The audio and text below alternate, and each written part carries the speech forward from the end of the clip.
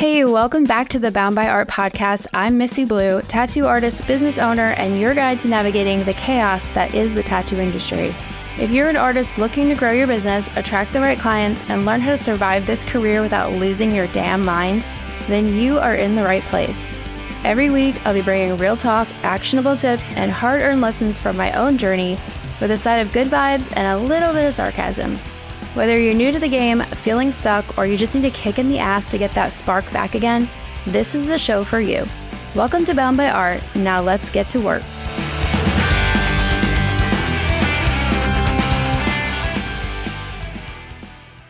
If juggling half-finished projects and missed appointments sounds familiar, stick around.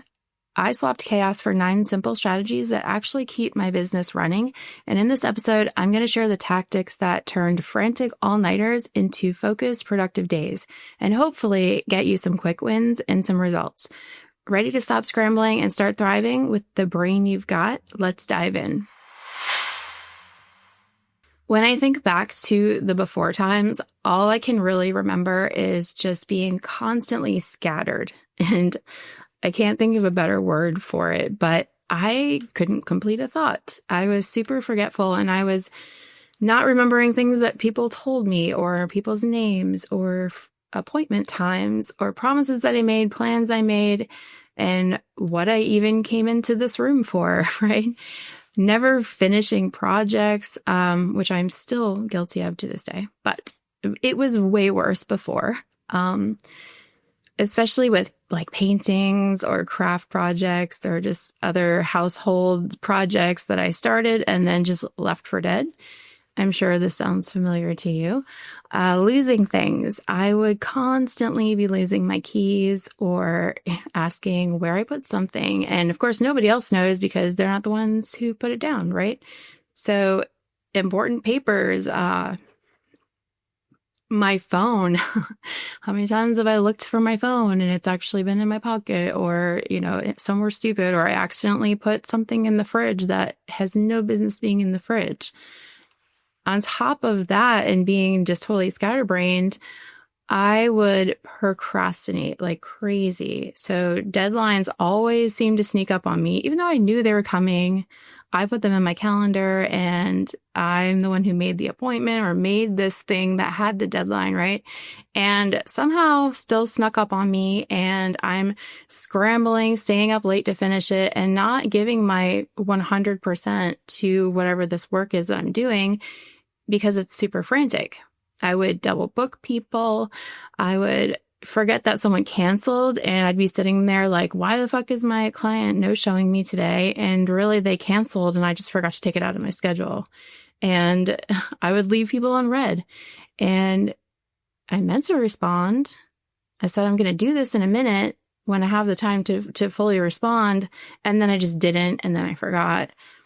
So all of these things would make one think that I was aware that I had ADHD, and that my parents were aware, and that this is something that everyone knew about me from childhood. But the truth is, I wasn't diagnosed until I was a full-grown person. And it wasn't even until I got my daughter diagnosed that it occurred to me that this is probably also me. So I'm going through all the motions of getting her tested and having her teachers fill out the forms. And, I was pretty sure she had it. Her dad has ADHD. So I was like, oh my God, this is definitely what she's got going on.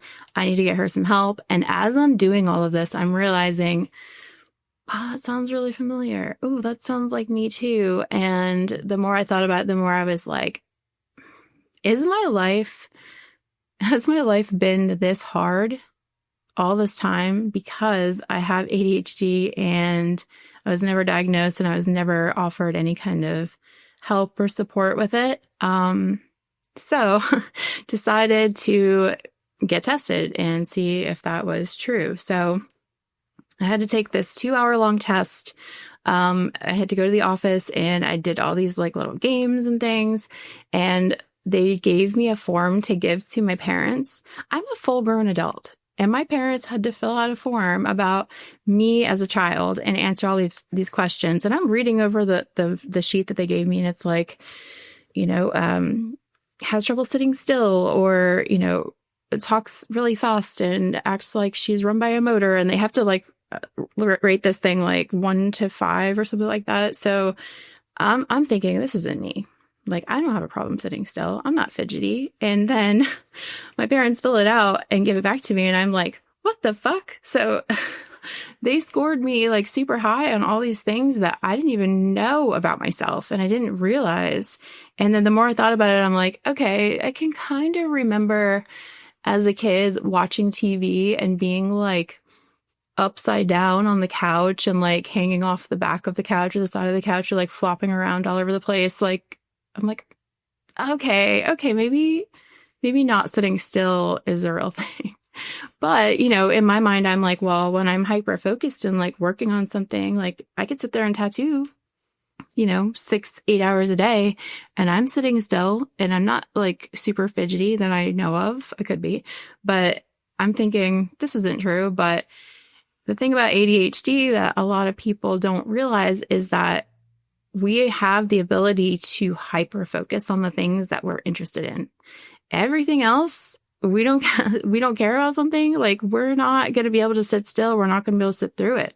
And that's something that I only learned after the fact, after being diagnosed. So my parents filled out the form and I took this 2-hour-long test, and they were like, yes, definitely you have that. So, but up until this point, I was, how old was I? I think I was 30. Oh my God, I'm going to give away my age now. I'm 44 now. I'll just get it out there.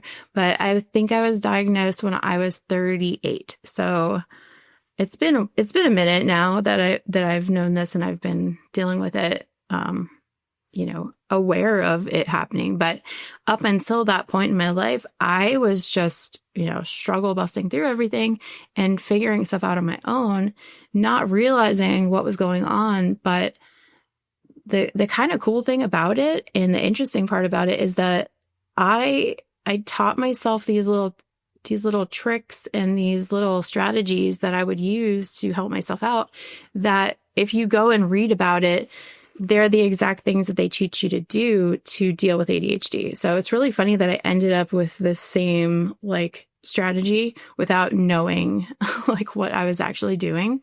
But I think that it ended up being a good thing. And I think that learning how to do things without medication and learning how to get around things and work with my brain the way that it is really helped me in the long run. So now that I am medicated, which I don't take my medicine all the time, I only take it when I have to. Like when I come to work and I have to focus on a tattoo for, 8 hours, I'm going to take my medicine because I'm not risking like forgetting to put whiskers on the cat or like whatever. So, I take it when I need to. And when I don't, I have the tools that I need to get through my day and do things and not like completely trash my life. Right. So it ended up being a good thing because I learned how I work best on my own. And I learned what my weaknesses are. And I could start to pick out these patterns and see like maybe I didn't know exactly what was going on, but I was like starting to become aware of. And so my official diagnosis is ADHD combined type with severe executive dysfunction and impulsivity. Obviously. and that's like, whenever he read it to me, I was like, that makes sense. Okay. Yes, I do feel like I'm an impulsive person. And I think that is a word that surrounded my life as a teenager and 20s. And so that's been a big problem. And I think that the medication really, if it helps you with anything, the most it's going to be that part, because I don't make impulsive decisions when I'm on my medication, to the point where like I'll see something. I know this about myself now. So I'll be like, scrolling online and I see an ad for something that I'm like, oh, I want that. And I'll put it in my shopping cart and I'm like, nope, I'm going to wait until I'm fully medicated and can make a rational decision before I purchase this, because I know myself. Like if I'm just allowed to just shop impulsively, I'm gonna go broke. So I have a shopping problem. So I know this about myself now, so I can like curb that a little bit. So, but whenever he read this, diagnosis to me, my response, my response was just like, yes, that makes sense. That sounds right. So if you want to take the hard route and you want to struggle through your life and figure things out on your own, by all means, you can do that. Like I said, it wasn't the worst thing in the world. Like I did learn things about myself and I learned how I work best on my own without being told. But if you want to speed up that process, then you should maybe listen and learn from others who went before you. You should maybe read about like how your brain works. And it's not a cookie cutter thing where like every single person who has ADHD is this and this works for them and this this is any kind of law or rule, but you can pick and choose like what's going to work for you and try them out and see how it goes. And once I was diagnosed, I had already started actually, I think before that, because once my daughter was diagnosed, I started reading. I want to learn everything there is to know about things that I'm interested in. And maybe that's also an ADHD trait, I think, but I want to know everything there is to know, and I'm going to learn it. And so that I know it and I can use it to my advantage. So I'm dealing with, at the time, I think she was maybe 9 or 10, maybe younger than that. And I needed to know how to deal with her because like it was hard. If you have a child with it, it's difficult. They are very strong-willed, and sorry, mom and dad, I probably sucked. I'm sure I sucked as a kid, but I was like, I don't want to just be this parent that's always like yelling at her and like grounding her for not doing the things. I want to try and understand her brain and understand how it works and how to work around these things and how to help her rather than just like punish her all the time, which is, kind of how I felt about my childhood. No offense to my parents, like back then, girls didn't really get diagnosed with ADHD. It wasn't a thing because it shows up differently in girls. So it wasn't a thing that they really did back then or knew about. So it wasn't common for girls to get diagnosed. So I'm not blaming them, but I do want to do better. And that's the whole point, is to, give your kids the better childhood than you had. So I really wanted to be an advocate for her, and I wanted to understand her and try and help her and, give her the tools that I never had as a kid. So I started reading. I read all of these books. One of the biggest helps, I think, was this book called 10 Days to a Less Distracted Child. And so I'm reading these books and I'm like, this is me. This is how my brain works. And I'm learning how to help others help me, if that makes any sense. So this book is like teaching you like how, I don't want to say manipulate. That sounds like it's a bad thing, but yeah, it shows you how to like manipulate the situation so that you can function and live together. And it teaches you how to get them to do the things that they're supposed to do, how to ease their frustration, and, get how to motivate them to do what they need to do to, be a functioning part of the household. So I'm reading all of these things and learning that this is how I work. And now I can be like, hey, when I do this, it's because of this. And here's how you should handle me.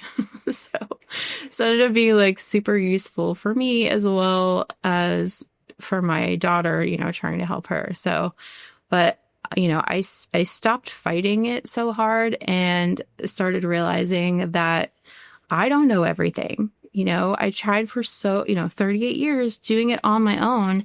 And it got to the point where I'm like, okay, I don't know. Like I'm doing the best I can, but I don't really fucking know. So let me start reading and studying. So that's how I came to this, this list of 9 ways that I deal with my ADHD so that I can function in life. But more importantly, for this episode's sake, is function in my business because, life is life. But when your business is counting on you to have your shit together and to make sure things don't get fucked up and don't go wrong, it feels way more severe than you just like forgetting to, you put your phone in the fridge, or you haven't folded your laundry and put it away, and like stuff like that at home. It doesn't seem so severe as like, 8 people that rely on you for their jobs to all of a sudden not have a place to work because you're a fuck up,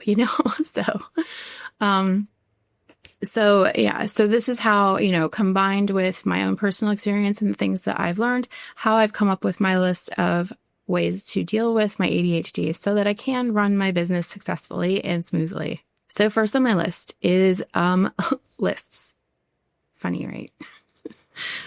That actually wasn't even intentional. I think that's hilarious. But did I take my medicine this morning? Because I feel very much like I didn't.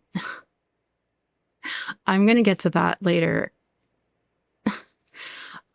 So lists. I have lists on lists on lists. So I have literally a list for my lists. It's so ridiculous. I have at least 3 different apps that I use to keep track of things. And because I like certain lists to do certain things and look certain ways, but yeah, I mean, I'm not recommending that. Don't have a million places to put things. It makes things more confusing sometimes. But lists help me through everything because I will literally go into work with an agenda. Like, I'm going to work on these things today. If I don't have them written down, medicated or not, I'm forgetting what I'm doing halfway through the day. I must check back on these lists like multiple times a day. Like, I'm like, what am I supposed to be doing? What am I working on today? What was my goal? What was my goal for this week? What are my goals for this year? Like, I have to constantly like check back and see what I'm supposed to be doing. And, that sounds crazy and like overkill, but like, if it's helping me get through my fucking day, like, I don't care what anybody thinks. I'm going to have a million lists. I'm going to have 4 different list apps. I'm going to have Monday.com that is also kind of a list app, but it's like, it works for me. So I'm going to do that. So number 2 is routines. Classic ADHD trait is avoidance and disinterest. And these are the hardest things to get someone to do or get yourself to do if you don't want to do it. So all of the things like, going to the gym or doing your laundry or, meal prepping, like anything that's like monotonous and you're just so like uninterested in it, you're avoiding it. The only way that I have learned to get around these things is by creating habits. So if I can make the task something that is on autopilot where I don't have to think about it, where it's like my body is just doing it without my permission, kind of, I will get the thing done whether I want to do it or not. So it starts out where you're just kind of forcing it and, you hate doing it, but you're like making yourself do it. But if you keep doing that and keep showing up over and over again, it starts to become like, you don't even think about it. It's like anything that works this way where it's like learning how to brush your teeth. Like, kids don't want to brush their teeth. When you were a kid, you didn't want to brush your teeth. Your parents probably had to like force you to do it. And, it's not fun, but eventually you get to the point where like, you don't even think about it. Like, you're not thinking like, I have to like move the toothbrush up and down. And like, you don't think about any of that. You can literally be doing 4 different other things while you're brushing your teeth. It's just second nature. It's just routine. And same thing with like tying your shoes. Like, it's very intentional. It's very like hard at first, but the more times you do it, you get this routine going. You don't even think about it anymore. It's just completely autopilot. So this is how I've learned to get through the things that I don't want to do, specifically going to the gym. So every morning when I get up for the gym, I have the same exact routine. So I set myself up for the night before, put my clothes out, make sure that I have, my pre-workout set up for me. I have a little backpack that I take with my headphones that hopefully are charged. A lot of times they're not, but I have everything ready for me at the door. So I get up in the morning and I'm barely awake and I'm like running through the motions of going, making my pre-workout, grabbing my things, like whatever, going out the door. And I'm not even awake yet. And I'm just doing these things.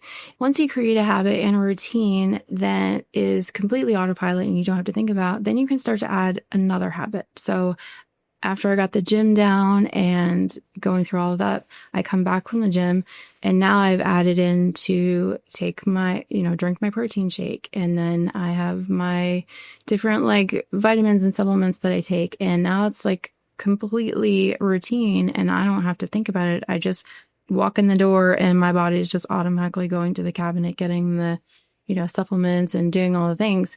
And this is the only way that I've been able to force myself through these types of things.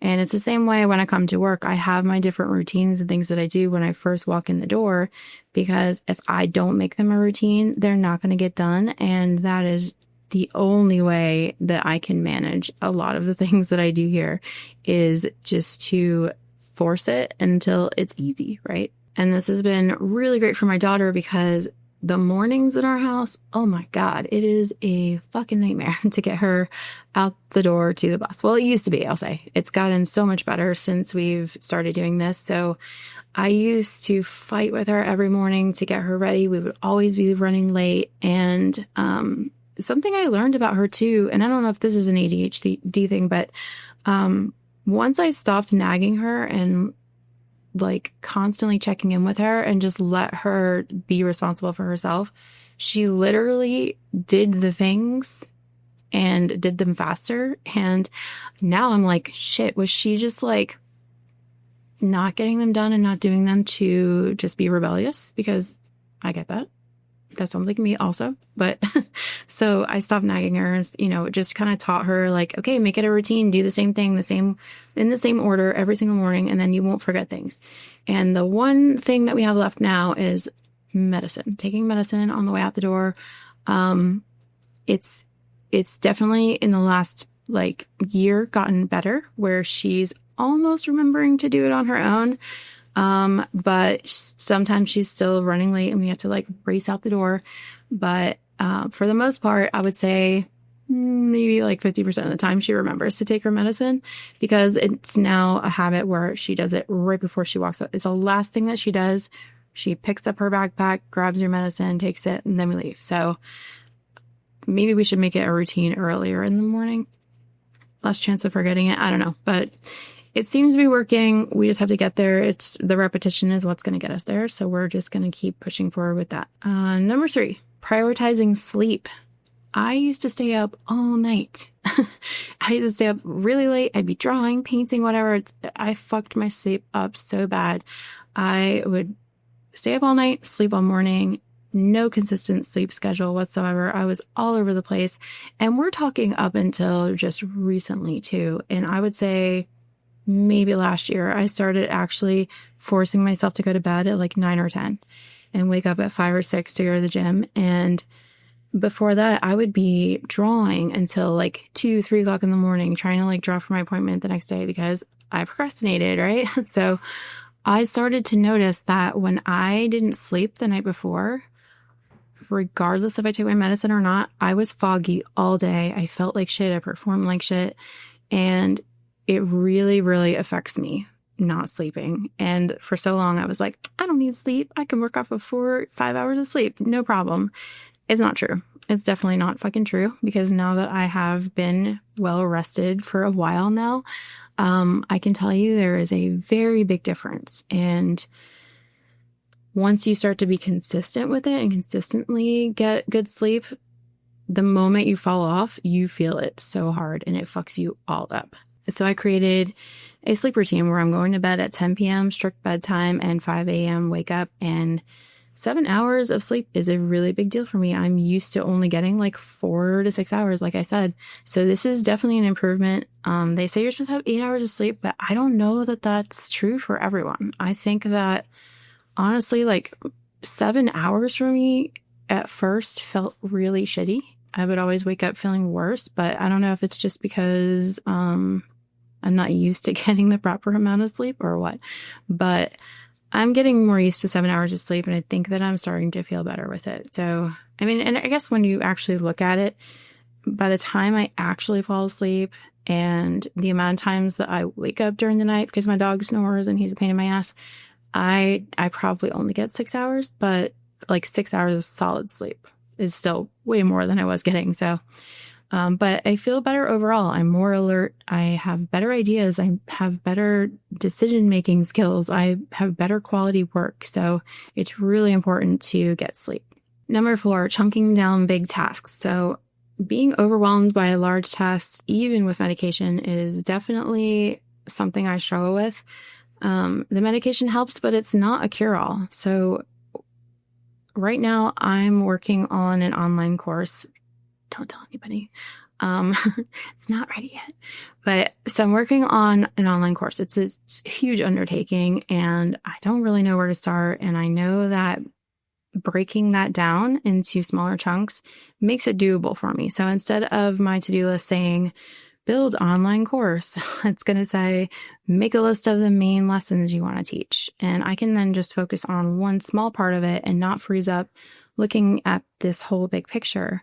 If us addies are going to be, set out to climb a mountain, instead of saying, I'm going to climb a mountain today, we're going to say, I'm going to go today. I'm going to go to the mountain. And we're going to look at the trail in front of us and we're going to put one foot in front of the other and we're going to fucking go. Otherwise, we're going to sit there and stare at the top of the mountain, listing all the reasons why we can't do this. By chunking down something that seems like an enormous task into these smaller bite-sized bits, like it makes it so much easier for us to mentally wrap our head around actually doing the thing. So number 5, minimize distractions. So another reason with this mountain analogy, I say we're looking down at the trail, is we can't be looking around at all the trees and the rocks and the streams if we want to get to the top. And we have to minimize these distractions. The first step is identifying them. What are my specific distractions? For me, it's funny. Something that can help me stay super focused can also distract me. So it's a really kind of mixed bag of me identifying what my distractions are. Music, for example, sometimes it helps, sometimes it hurts. So at the gym, when I'm reading on the treadmill, which stay with me here, everybody's like, what the fuck?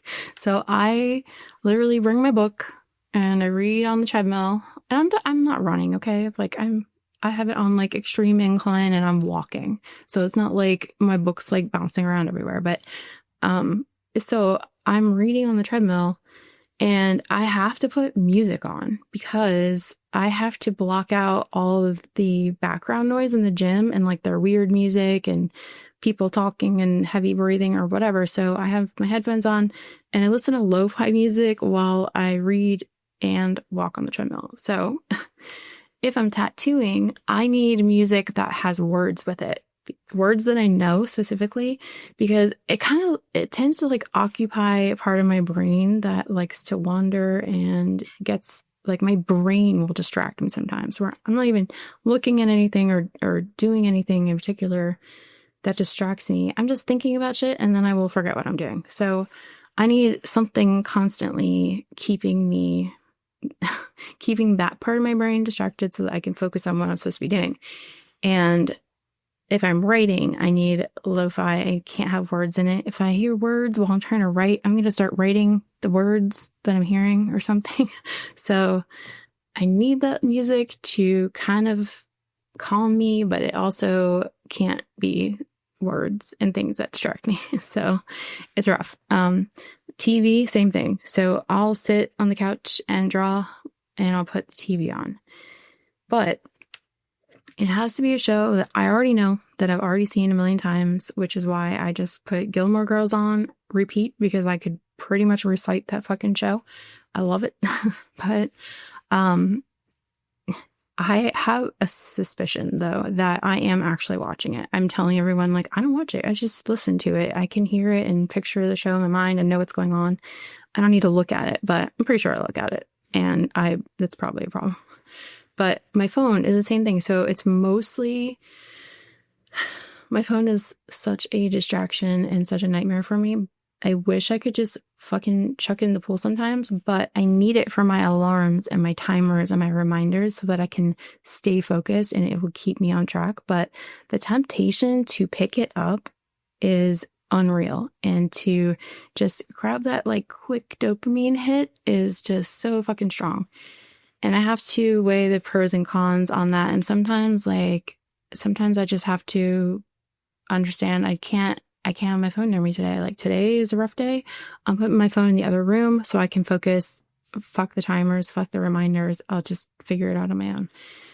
But once I know what my biggest distractions are, I can figure out how to best minimize them.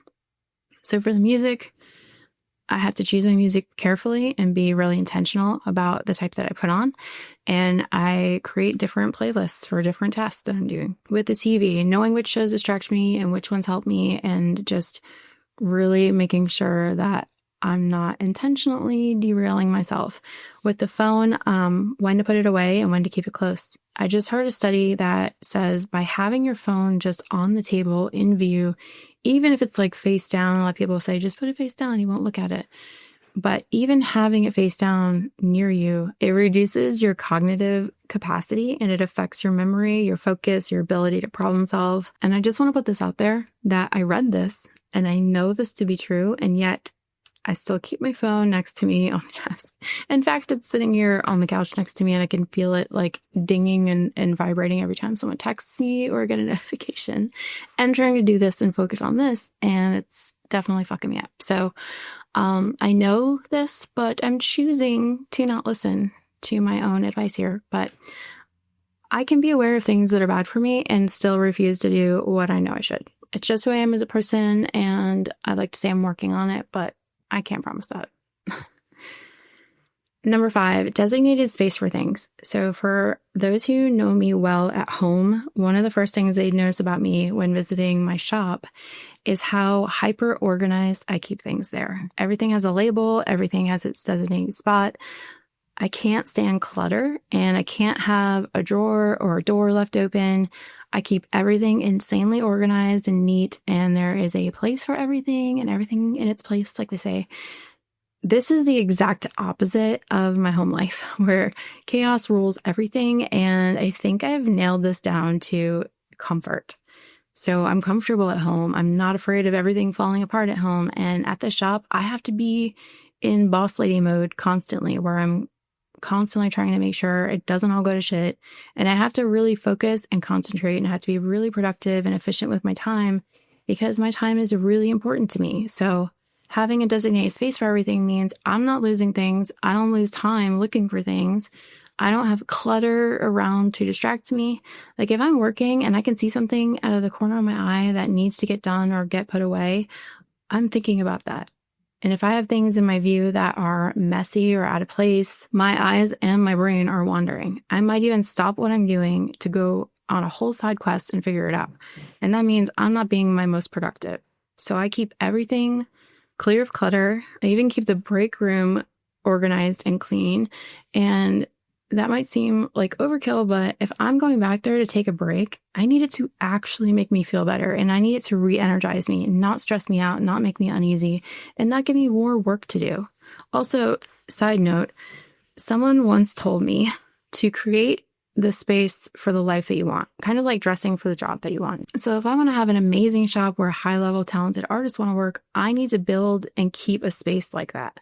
That means clean, organized, professional, quality equipment, quality supplies, not a place that's a disorganized mess and looks like no one gives a fuck. Same goes for my office. I have to ask myself, is this the office of a badass shop owner who has her shit together, or does it look like a toddler came in here and trashed the place? And honestly, as I'm saying this, I think I need to take this moment to tell myself I should also be treating my home this way.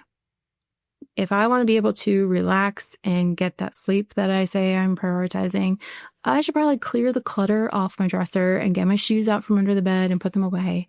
And I should probably take the time to put the pile of junk mail on the counter where it belongs. So, okay, I hear you, past Missi. And I'm going to work on this, I promise. Speaking of junk mail and papers piling up, number 6, more digital, less paperwork. How many of you have a notebook you bought used one time, and then never touched it again? Do you have multiple notebooks like this? What about day planners? What about Post-it notes or notepads, journals? Right. I know you do, because we're the same and we are notebook hoarders. What is it about a nice, fresh notebook that's just so appealing? A fresh start or a clean slate or a new beginning. It's a chance to get it right this time. Whatever the reason, it's a setup. You're not going to use it. Don't buy that notebook. Instead, let's consider getting organized digitally. Online lists, like the program Monday.com that I use. Is it expensive? Yes. Do I care? No, because it does what my brain needs it to do in order for me to actually use it. My list apps, Google Keep, I use all of these things. Google Docs is what I use for pretty much everything else. All of my processes, my note taking for podcasts, for my webinar, for my seminars, like all of those things I use Google Docs for. It's free. Just use it. Online scheduling apps, I use Mana Scheduler. I love it. And I've used it for the past 8 years or so. You guys that are out there using a paper calendar are fucking wild. I don't know. I don't know how you do that, how you keep track of that. You just have it with you all the time. I don't understand. And I get like, there's that fear of what if the website crashes and I lose my whole schedule. Nope, not going to say that out loud and jinx myself, but, have a backup plan, I guess, but having a paper calendar is just nuts to me. Voice memos, I use those to get quick thoughts out that I don't have time to write down. Like a lot of times if I'm driving or something and I have an idea, I'm going to just talk into my phone and do a text memo or a voice memo. And that translates, I don't know if you guys knew this, but they translate into like a transcript. So you can actually copy and paste that into whatever program you're using. And it makes it super easy. So you don't need to sit there and like write everything out. Also though, more notebooks, because I still do use them a lot of them. And you're going to think I'm crazy because of the amount of notebooks I have. But these are the ones I use. So I know I just said like less paperwork, more digital, but if you're going to get a notebook, fucking use it or don't get it, right? So I have a notebook for my accountability check-ins. So I do weekly accountability check-ins with myself, with my friend who owns a business. We go over wins, struggles, goals for the week. I put it all in my accountability journal and I keep it on my desk and I see it every day when I come in and I sit down. It's right there. I can look at it. I can use it. And it doesn't move. It stays there. It doesn't come home with me. If I'm home and I need it, oh well, I'm not going to carry around 10 notebooks in my backpack. It's crazy. So I have a notebook for one-on-ones with all my employees, the artists in my shop, and I write notes about what I want to talk with them about. Like if anything comes to mind, I'll write it in the notebook. We record their wins, their struggles, their goals. I have an idea book, which that one I don't use as much, but it's there. It's kind of for when I have a big idea that I need to brain dump about. It's not for like the little things. I kind of use my voice memo for like little ideas, but for the big ideas that I'm like, okay, this is the idea. This is the beginning. I'm actually going to do this thing and I need to brainstorm and brain dump. I'll put it in that notebook. Sometimes helping, like actually physically writing things out helps me complete the idea and just like figure it out. And I don't really know how to explain that, but that's what I use it for. I have a time audit notebook. It's a small notebook that I use to periodically just log my time and what I'm working on, and it keeps me on track. I always know where it is, and it's easier for me to log my time in that than through a computer program, which is how I was originally taught how to do a time audit, like a Google sheet or something. I'm not gonna fucking do it. It's never gonna happen. So it's just easier for me to have a notebook that I can just scribble in like whatever the hell I'm doing. Especially if I'm like running around doing things and not sitting at my desk, I just keep it on me. So in conclusion, do we really need another notebook? No. Should we get another notebook anyway? Yes and no. Just make sure that you actually use it for something if you're going to buy it this time. Number 7, having ADHD means having zero sense of time. So I need constant reminders. I set reminders on my phone. or I'm going to forget literally everything. At any given time, I probably have 10 to 15 alarms set on my phone for meetings, for doctor's appointments, to eat, to drink. Yes, it's that bad. I forget to eat all day and I forget to drink water. So I have a little reminder, like every couple of hours, like, have you been drinking your water? Are you drinking your water? Like, take a sip of water, whatever. And I need a reminder to tell myself to go home sometimes. You guys think I'm kidding, but I live in my own world where time doesn't exist. And once I'm focused on something and locked in, I can't unlock unless an outside force snaps me out of it. And a lot of times that outside force has to be an alarm or a reminder. Number 8, planning ahead. This is not a naturally occurring skill for us ADHDers, but is possibly one of the most useful and life-changing tools that we can possess. The ability to plan ahead for events, inevitable disasters, for days, weeks, months. Being self-aware, knowing how your brain works and working that into the equation can really mean the difference between having a great day and having an awful day. For example, yesterday, I knew I was going to have to work from home for a while in the morning, and I planned ahead for all the things that would inevitably derail me. My dog, having to go in and out and being annoying all day. My home office being a disaster from painting my daughter's room last weekend and throwing all of her shit in there, which we just talked about, would be a huge distraction for me. And not having my computer and all the things that I need like set up and ready to go when I sat down at 8 a.m. to start. So I planned ahead for all of this. I cleared out the office the night before.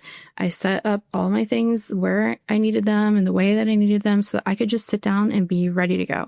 And then I figured out what to do with Baxter so he wouldn't be like scratching at the door in and out all day. And however, did not plan for the man that was fixing our siding to be banging on the side of the house like all fucking day. I planned for everything else. I had planned for the gym in the morning, so I had my headphones fully charged and ready to go so I could wear them all morning and block out the sound. So I still could kind of hear the banging, but it wasn't fucking me up too badly, so it ended up working out. Planning doctor's appointments at the most convenient times is really important too. So yesterday, I also had to take my daughter to the doctor in the middle of my admin day. Why did I do that? That's fucking stupid. And I was really pissed at myself for doing that. But I'm sure there was a reason. I don't know what it was, but either way, it sucked. But I planned for it and I knew it was coming up, so I could plan to work from home until we had to leave. And then I could just drop her off and get back to work. But no problem, planned ahead. Had I not planned ahead for that, my morning would have been so fucking chaotic. Would have gone to work, had to leave work, go all the way back home, which I live an hour from my work. Don't ask me why. It's a long story. But I live an hour away, so I would have wasted 2 hours of my day driving back and forth and taking her to the doctor and driving back up here. So I was able to navigate that ahead of time. My last tip for dealing with ADHD in your business is possibly the hardest, but is the most important. Asking for help. We all at this point should be pretty aware of what we suck at, and I know what my areas of weakness are. I could try to muscle my way through it and be miserable and force myself to do a terrible job at whatever it is. Or I could recognize that, hey, I'm really bad at this thing and I need help. And then I can find somebody who's actually really great at that thing and let them work their magic. As it turns out, I'm not meant to be great at everything. And it's actually okay. It's totally fine. If you're like me, asking for help is super hard and it's so difficult to admit that you can't do everything yourself. And it feels like defeat and like you're admitting that you're weak, but it is physically impossible to be the best at every single thing. So just let it go. Let someone else shine at what they are good at and let them help you so that you can focus on the things that you're actually good at and the places where you actually shine. I promise the more you ask for help with these things, the easier it actually gets to admit that you can't do it alone and just be able to ask people. You might even start to like getting help. Crazy, right? So to recap my 9 tips on dealing with my ADHD in my business. Number 1, use lists. Number 2, create routines. Number 3, get some sleep. Number 4, chunk down the big tasks. Number 5, minimize distractions. Number 6, set reminders. Number 7, utilize technology and get rid of all the paperwork. Number 8, plan ahead. And number 9, ask for help. Having ADHD does not mean we can't do hard things and we can't get shit done. We just have to lean into what works for us and away from the things that make everything worse. Know what the difference is for you. I'd love to hear your tips and suggestions, so comment on our social media, or if you're watching this on YouTube, leave a comment below letting us know what helps you with your ADHD. And we'll see you next week. All right, guys, that's it for today's episode. I hope you're feeling inspired and ready to make some moves today. Remember, it's all about showing up, putting in the work, and staying true to yourself. If you got something out of today's episode, share it with a friend who might need to hear it, and make sure to subscribe so we can keep this momentum going. Get updates on all of our latest episodes, events, and more by following us on social media at Bound by Art Project and by heading over to the website boundbyart.com. Thanks for hanging out and putting up with my shit. I'll see you next time. Now shut up, quit making excuses, and go get better.